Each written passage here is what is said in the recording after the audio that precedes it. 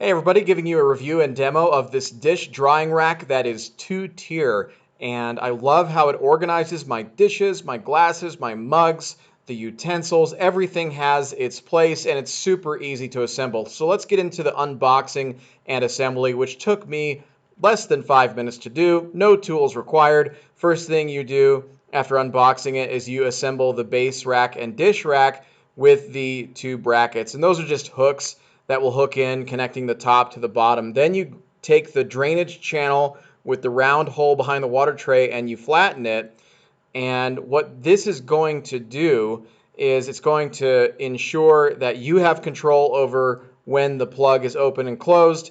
So you can allow it to drain or you can keep it plugged. Either way, it's going to prevent water from getting on your countertop. Step 3 is you're going to place a couple things on the rack itself. So the first is going to be the utensil holder, which goes on the front very easily. Then the cup holder, super handy. It goes right there on the very top rack on the side. And then the cutting board rack goes on the very back on the bottom. And basically, you have the whole thing assembled. You didn't need tools to do it, and you're ready to go. Now, if you've had trouble in the past, like I've had with other dish racks that just fail at organization and you can't keep everything in one spot and your plates and your utensils don't have a proper place, well, it can be a real headache. This solves that problem.